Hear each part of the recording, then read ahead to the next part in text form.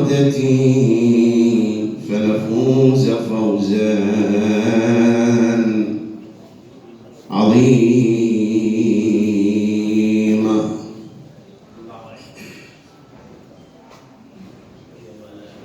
من وصية لسيدنا ومولانا أبي عبد الله الحسين عليه السلام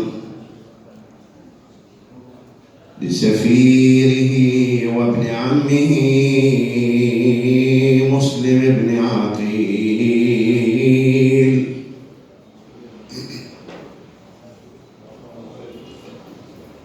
أوصيك بتقوى الله وكتمان أمرك واللطف، وأن تنزل عند أوثق الناس.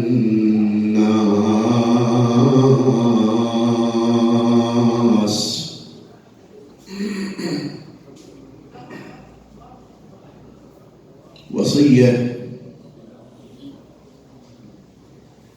قصيرة في كلماتها، غنية في معانيها، وخير ما أوصى سيدنا ومولانا أبو عبد الله الحسين سفيره وثقته من أهل بيته. بلا شك مسلم بن عقيل متوفر فيه ما أوصى به سيد الشهداء سلام الله عليه، ولكن أراد أن يضع دستورا كما وضع أبوه أمير المؤمنين صلوات الله وسلامه عليه في كتابه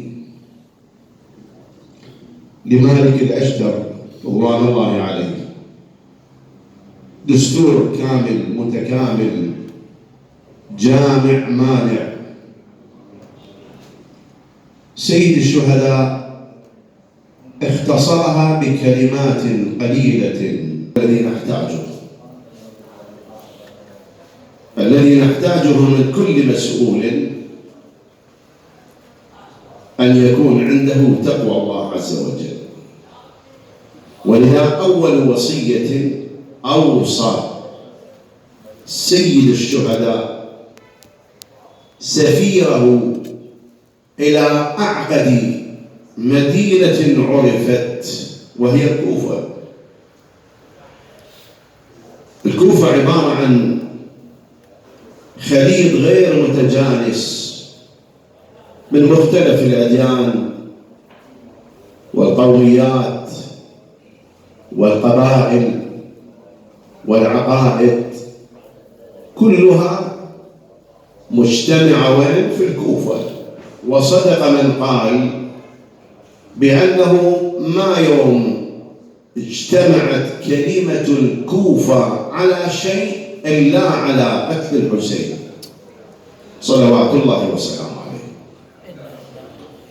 لأن كل واحد عنده ثقافة وكل واحد عنده رأي، كل واحد عنده كذا، فما تجتمع الكلمة أبدا، ما تجتمع. مجتمع معقد.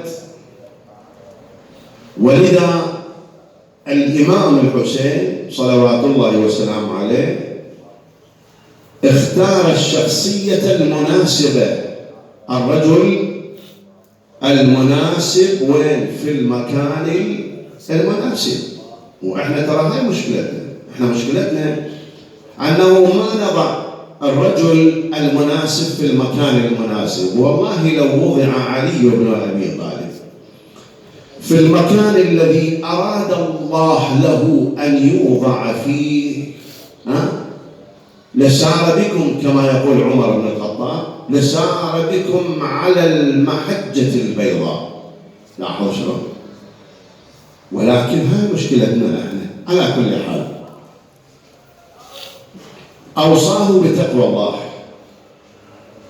لأن التقوى ضمان التقوى تحفظ فيها الأعراض والأموال، وتحفظ فيها الدماء. الإنسان المسؤول والسفير والكذا إذا كان عنده تقوى الله يسرق، يقتل، يختلس، يرتشي؟ لا أبدا. شلون؟ ولذا التقوى تضم في طياتها الكثير من المفاهيم البليغة والعظيمة. تقوى الله، لو كان اكو تقوى الله بالمجتمع ما نعيش احنا هاي العيشه اللي جاي نعيشها. مو صحيح؟ تطلع انت الان امن على نفسك؟ لا والله. تطلع الان وقلبك وين؟ يم عائلتك. ابنك يطلع كنت توقف على الباب وانت تنتظر يمتى يجي ابني. بنتك تروح للمدرسه كنت انت تعزل لا دوام ولا شيء وتقابلها توقف تاخذها بيدك وتجيبها بيدك، واذا اسلمت انت وبنتك. شوف شلون؟ ليش؟ تقوى ماكو، مخافه الله ماكو. المجتمع والفرد اذا عنده مخافه الله يعيش المجتمع امن، تعيش مرتاح ومطمئن وكذا. او هذا هم ابشرك ما يصير إلا عند ظهور سيدنا ومولانا صاحب العصر والزمان وإقامة دولة العدل الإلهي الذي يأمن فيها الإنسان على ماله ودمه وعرضه ودينه. وشلون؟ هسه إذا أكو الشيء نسبي، سبب شنو؟ تقوى ماكو.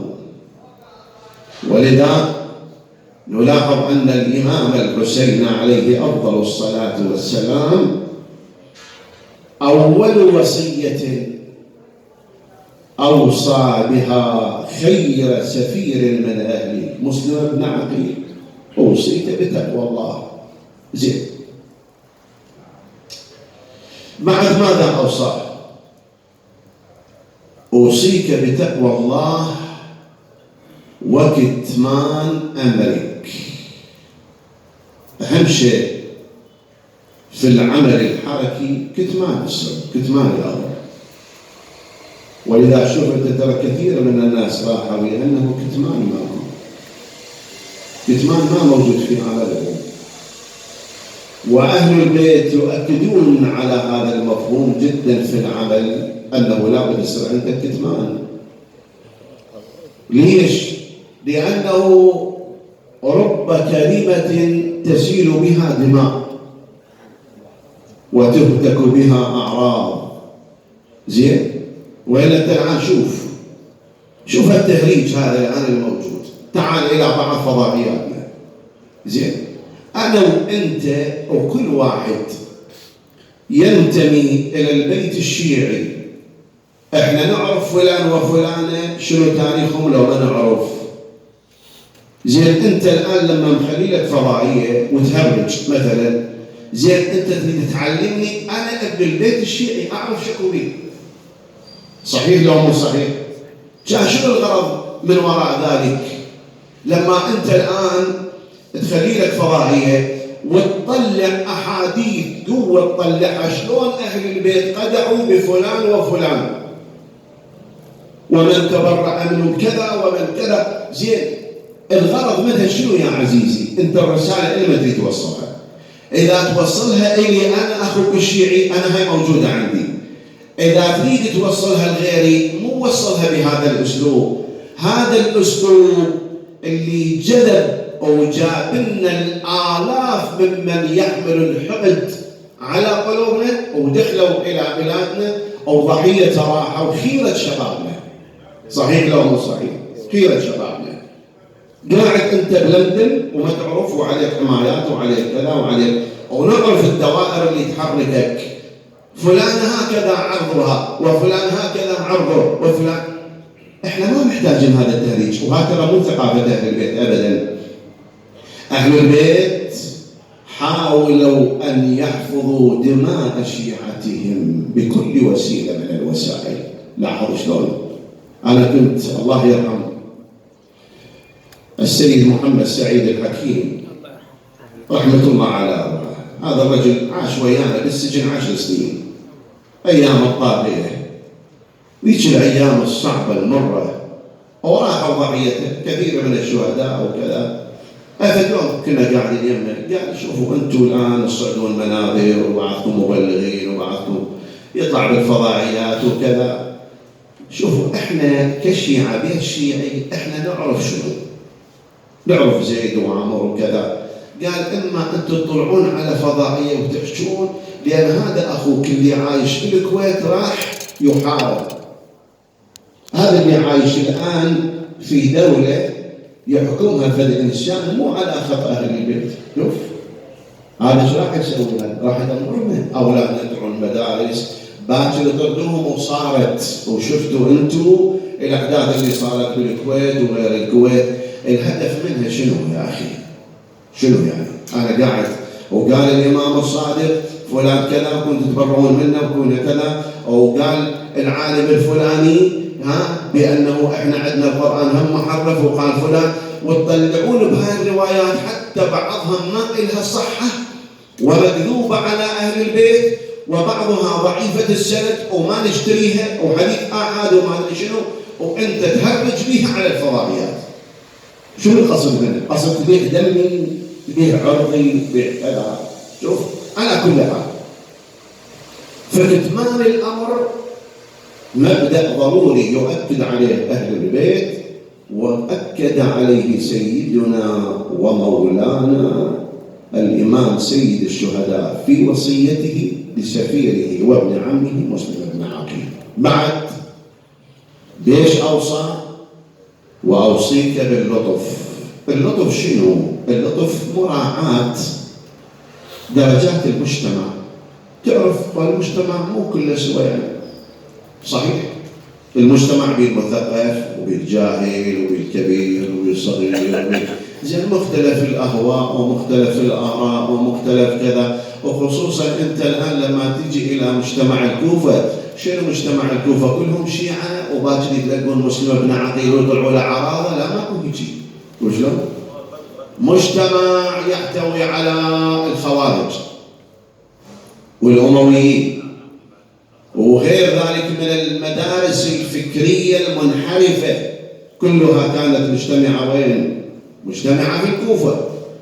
تحتاج إلى رجل عبقري يعرف شلون يدار الأمور وشلون كذا.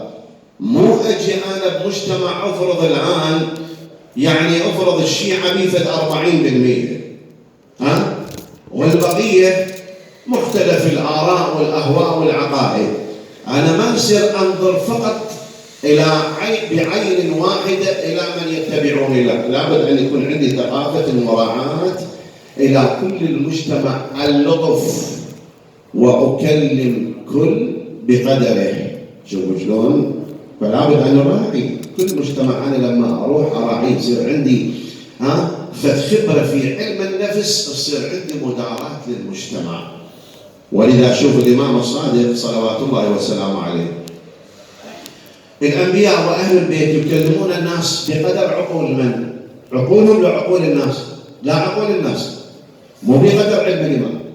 يجي واحد الإمام الصادق سلام الله عليه قال له يا ابن رسول الله، هل يستطيع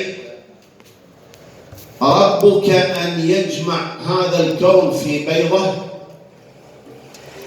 الله يقدر يجمع هذا الكون يخليه بيضة هالكبر حلو؟ ما يقدر. قال له الإمام سلام الله عليه، قال له شوف انظر بالله باوع، يمين شمال، انظر إلى السماء إلى الأرض إلى كذا. قال له شفتها كلها؟ قال له اجتمعت عندك بعينك؟ لو ما اشتغل قال له اجتمعت. قال له عينك بدت بيضة. فجمع الله صورة هذا الكون كله وين؟ بقدر بيضة وهي عينك. شوف، بينما يجي لشخص آخر يسأل نفس السؤال، الإمام شو يقول له؟ يقول له الله الفاعل قادر ولكن القابل غير قادر.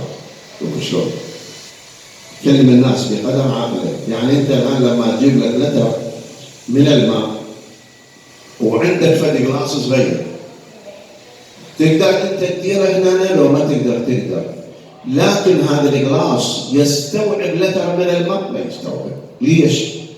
النقص بالفاعل أم بالقابل؟ الله جعل هكذا. وأنزلنا من السماء ماء فسالت أودية شنو؟ بقدرها.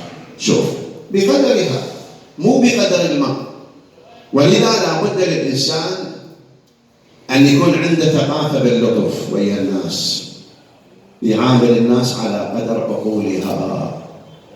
مو أجي أنا وأجيب وأطرح قضايا تشكيكية بالمجتمع. أنا البارحة كنت أسمع إلى بعض من ينتمي للبيت الشيعي كذبا وزورا يقول شوف القرآن الكريم بتناقض، وأنا اللي يأسفني أنه من بيتك أنت يعني. شنو التناقض؟ يقول مثلا عندك لما يجي إن الذين آمنوا وعملوا الصالحات والصابئين والنصارى زين، يقول في آية أخرى والصابئون والنصارى. ليش هنا مرفوعة وهنا منصوبة؟ عجيب. شو يقول بعد؟ شوف القرآن شو يقول: إن هذان لساحران، إن هذان لساحران. يا أخي إذا أنت عبقري وعمال تكتبها مع الأسف أنا تحكيها، أنت أقرأ القرآن زين. إذا أنت عبقري، إن هذان لساحران، مو إن اقرأ زين حتى القرآن ما قاري. المخففة من الثقيلة هاي ما تعمل. لاحظوا شلون؟ ما تأثر لا على المبتدأ ولا على الخبر. إذا أنت القرآن ما قاري زين تريد تطلع تناقضات في القرآن الكريم وتشكك هاي الناس البسطاء. هسه أنا ربما أو أنا وأنتم إن شاء الله كلكم مثقفين، هاي ما تنطوى عليكم، لكن أكو ناس بسطاء يا أخي والله شككتوها بدينها يا أخي، يا أخي والله طلعتوا الناس من الدين. يا أخي أنت شنو محزوز ملزوز تيجي تطلع القضايا التشكيكية أو تلقيها على قلوب هاي الناس البسطاء. الفقيه كل الفقيه من لا يقنط الناس من رحمة الله على كل حال. فهذه وصية سيدنا ومولانا أبي عبد الله الحسين إلى سفيره مسلم بن عقيل. وخير من ترجم هذه الوصية مسلم صلوات الله وسلامه عليه. ترى كثير من ما كتبه المؤرخون عن مسلم بن عقيل خصوصا الطبري وغير الطبري، ترى هؤلاء يعني أقلامهم أقلام والعياذ بالله حاقدة حاسدة. زين، وإحنا الآن إذا نريد نقح التاريخ ترى نشوف كثير في سيرة مسلم خصوصا في الكوفة ترى أمور مكذوبة عليه. أنا الآن ما عندي في الوقت حتى أطرح لك ما كتب على مسلم وألصق بمسلم ومسلم منه براء. هذا الشخص العظيم اللي الإمام الحسين بعظمة الإمام المعصوم يقولهم وثيقتي من أهل بيتي، بل في بعض النصوص والمؤتمن عندي. هو شلون؟ هذا يحمل أمانة، هذا يحمل سر، هذا سفير لمن ومترجم لرسالة الإمام المعصوم صلوات الله وسلامه عليه. ولكن شوف مع كل ما يحمله مسلم من هذه الصفات وهذا الكذا، وشوف والعياذ بالله التلون هذا المجتمع، بمجرد أن تجي فد زلزلة أو فد كذا تتغير الموازين.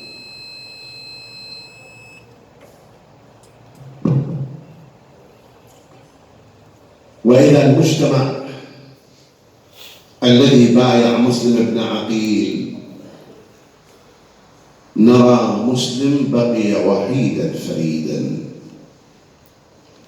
حملت اعتقالات على أوتاد الشيعة وأتباع الشيعة وكذا، وبعضهم متزلزل وبعضهم جاي للفائدة وبعضهم كذا وبعضهم حاقد وبعضهم حاسد. إلى أن بقي مسلم وحيدا فريدا، وآخر صلاة صلاها في ذلك الجمع الغفير وإذا به ما حظي إلا ب10 أشخاص، ثم خرج بعد ذلك من بعد صلاة المغرب وما بقي معه أحد من الناس، وكان غريبا في ذلك اليوم. ومو غريب على الكوفة، كوفة يعرف كل زين، ولكن تعرف قبل كانت المدن أسوار وأبواب ومداخل ومخارج، مو مثل هسه الحمد لله وين ما تروح بأي حي تنزل ومن أي محافظة تجي براحتك، مطلوب للدولة، مطلوب للقانون، قاتل، سارق، عندك عصابة، براحتك وين ما تروح تنزل. احنا ما نتعلم عمي، ترى الطغاة مرات يعلمونا دروس بزمن الطاغية. يسألك بالله اكو واحد ينزل له بحي اذا مو كل ساعة دازين عليه، منين جيت؟ من يا محافظة؟ عندك كتاب؟ عندك شلون نقتل هذا شلون كذا؟ زين يكون يسألون وين عندك بالمحافظة اللي طلعت من عندها، هذا شنو طلعوا الأمين لو هو طلع له كذا. هسه الآن الحمد لله صارت حرية براحتك، منين ما تجي قاتل مطلوب ما ادري شلون تنزل بين الناس، او صرت الحمد لله او هم بعضهم يخلي لحيته لهنا، شوف شلون، ويتستر حتى بالدين. وين الوعي؟ وين المسؤولية؟ قبل كانت أسواق، ماكو واحد براحته يدخل ويطب وكذا، فغلقت الأسوار والطرقات في وجه مسلم بن عقيل إلى أن ضربه العطش. الأبواب كلها سددت، فوقف على باب امرأة شريفة من أهل الكوفة، كانت تخرج ثم تدخل إلى الدار، لأن عندها واحد من أولادها للأسف الشديد. هسه هذا ما أدري، يعني ما أدري، شوف أكو بعض الآباء والأمهات هم يطلع من عندهم فدواء الشيطان والعياذ بالله. هذا هم كان يدور له كم درهم من عبيد الله بن زياد وطالع ويا الناس، لأن عبيد الله قال لهم منو اللي يلقى مسلم افتح له رصيد مفتوح ادلله. زين وطلعت الناس شلون بزمن ذاك الطاغية، منو اللي يخبر له على هارب الى 25، او قامت بعض الناس ضعاف النفوس يدورون بالبيوت بس يقول يحصل له واحد هارب، او شلون باوع المصيبه. تاريخ هم يعيد نفسه، الجماعه انهبوا على مسلم، هذا يدور من هناك وهذا كذا، وهاي المرأة هاي قلبها يم هذا اللعين، طلعت شافت مسلم واقف على هذا الباب، خارق الطريق عنده، الله يريد له اوقف هنا انا اضرب درس وابين للناس رب امرأة هي خير من فيلق من الرجال. شوف شلون، رب امرأة لها موقف مشرف خير من مواقف الرجال. شافت واقف، عبد الله واقف على داري، ماذا تريد؟ قال أمة الله اسقيني ماء، أنا أريد ماء. وكل شيء احنا عندنا بالروايات إذا سألت فيه ذل إلا الماء. جابت له ماء شرب، ثم دخلت إلى دارها وخرجت رأته واقف. عبد الله أما شربت الماء؟ لا يحل لك، بعض المؤرخين يقول لا يحل لك الوقوف على باب داري. شنو انت غريب؟ ليش واقف؟ وين اهلك؟ قال أمة الله ما لي في هذا المصر من اهل ولا عشيره. يقول لها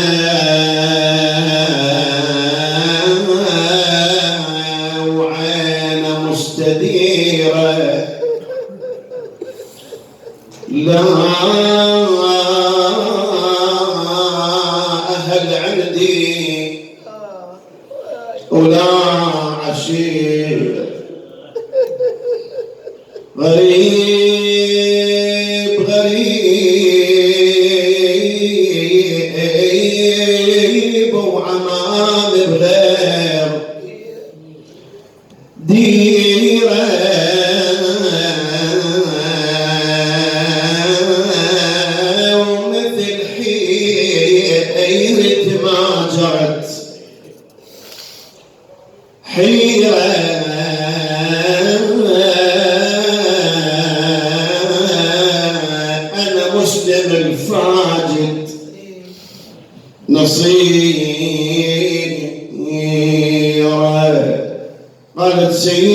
أنت مسلم ادخل الدار على الرحب والسعة.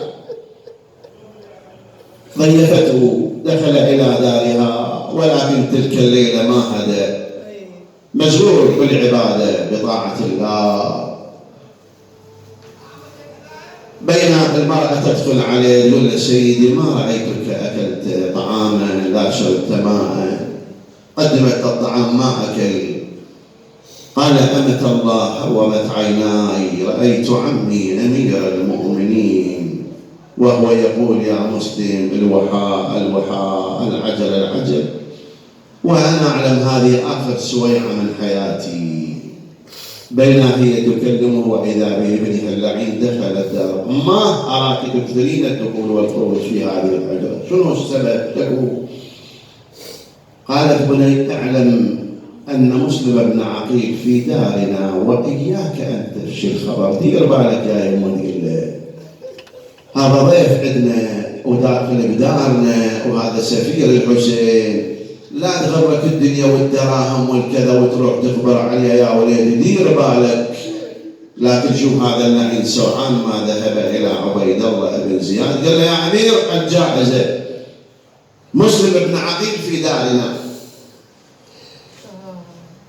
فبعث عليه الخيل والرجال أحاطوا بدار تلك المرأة. شافت وحيدها الزينب كلها اجت. شو تقول؟ قل له انهار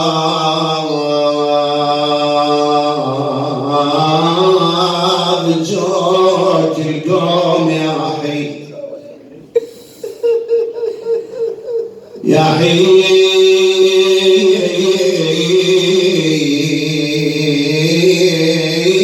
ويبدون يالونك يا صندي ويودوك لابن زياد ويزيد ريدك مرامات لعمك تعيد. يقلها يا طايعة شجعيني وبعزم عمي ذكريني بعزم الله لا الجيش يجيني ما دايا يا صمصام بيميني. أنا ما أكمل الوقت الحقيقة لأنه أريد أمر على دور الأطفال الذين ذبحوا بعد مسلم. القلوب هاي يا أخي الصديقة اللي تبيع الضمير وتبيع الدين مقابل دراهم. أطفال من ضمن اللي هربوا في تلك الليلة لما قال الإمام زين العابدين عم فروا على وجوهكم في البيداء. 2 من أولاد مسلم وين طلعوا ويا الفرات إلى أن وصلوا إلى المسيب. بل تشوف لهم واحد عنده قلب شوية طيب وقلبه منكسر على الأيتام وعلى الكذا، يضيفهم يهتم بيهم، يخليهم في مخدع يحفظهم عن أعين هؤلاء الظلمة. ولكن شوف ذول الأطفال ما سلموا من السيف. وإذا بذلك اللعين اللي ما رق قلب على طفلين. أنا أصور حالهم بهاي الأبيات اللي كتبتها وشلون هذا أبو السجن أخذهم وشافهم وتوسلوا إلى برسول الله صلى الله عليه وآله وأطلق سراحهم، وبعدين ما سلموا لما طاحوا بيد هذا الطاغية الحارث لعنة الله عليه. يقولون أطفال تحنى بالبراري وخار حسين الشهيد. أطفال تحنى بالبراري وخار حسين الشهيد. الذبح بالطفوية حلنا وراسه ودوه اليزيد.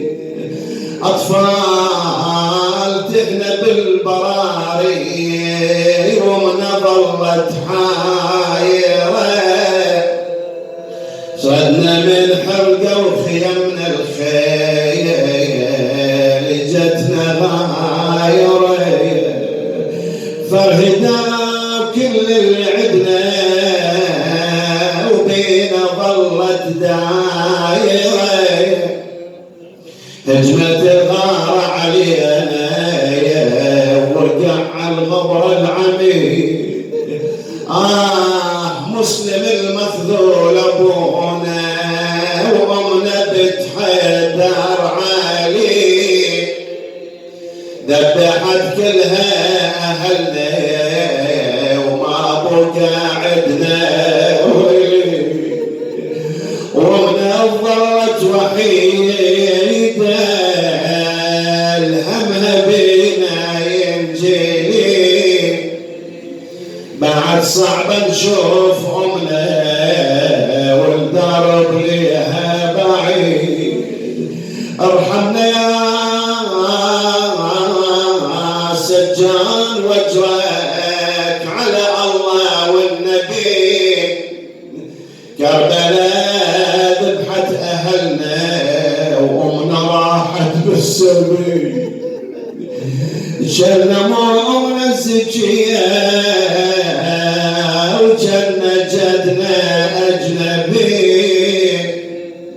بين تايه بالبراري وبين مقطوع الوريد ضيقين هالسجن بينا وما نشم حتى الهواء بقلوبنا كانوا أهلنا فوق محنتنا دوية. لو ضرب زياد بينا خاف يذبحنا سوا من ذبح مسلم ابونا خاف ذبحتنا يريد. قال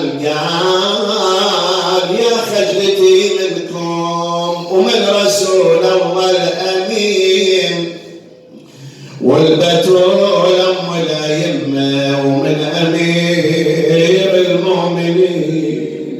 من عرفت ايتام انتو قلبي معلوم وحزين اريد من جدكم شفاعه وكون بالمحشر سعيد. يا خلصوا من السجن لكن طاحوا بيد اللعين ما خلت الرحمة بيهم وقلبه أبدا مايلين. أطفال جنة طيور جنة ومالهم والي ومعين راسهم بيد قطعها شلون جبار وعنيد. من شهر سيف عليهم أطفال وراد يذبحهم شنو حالهم. من شهر سيف عليهم زادهم خوف ورعب. أطفال ومربط أيديهم والتايه بدار الغروب. كل من يعانق أخي وحالهم كلش صعب. بسيفه سكتهم سويه وذاقهم حر الحديد. لكن شوف الموقف المؤلم لما يجي لمحمد يقول له انا اذبحني قبل اخوي لان ما اقدر اشوف اخوي يذبح قدامي والصغير هذا لا قل له اذبحني قبل اخوي. كل من يقول له يا ظالم اذبحني قبله واستريح ما لعين اشوف اخي يسبح بدمه ما لعين اشوف اخي يسبح بدمه وذبيح. ريت راسي قبل اخي يكون على الغبره يطيح. يا بمن كسر قلب عليهم أولى رجال منهم يفيد. وإن يبكي اليتيم راه شجوا بسم الله الرحمن الرحيم. اللهم صل على محمد وآل محمد. اللهم كن لوليك الحجة بن الحسن صلواتك عليه وعلى آبائه في هذه الساعة وفي كل ساعة وليا وحافظا وقائدا وناصرا ودليلا وعينا حتى تسكنه أرضك طوعا وتمتعه فيها طويلا. اللهم اجعلنا من أنصاره وأعوانه والمستشهدين بين يديه.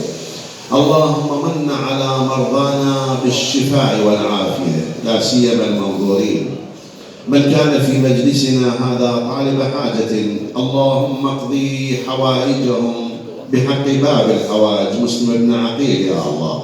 اللهم وفقنا لما يرضيك، جنبنا معاصيك، غير سوء حالنا بحسن حالك، لا تسلط علينا من لا يرحمنا ولا يخافك. وعلي الحاضرون والمؤسسون تقبل اللهم أعمالهم، اشف مرضاهم، يسر أمورهم، واقضي حوائجهم، ارزقنا وإياهم زيارة سيدنا ومولانا مسلم بن عقيل ودوام زيارته في الدنيا وشفاعته في الآخرة، وإلى أرواح موتى الحاضرين والمؤسسين ومن مات على الإيمان، لا سيما إلى أرواح شهدائنا وأرواح الماضين من خدم السيد الشهداء.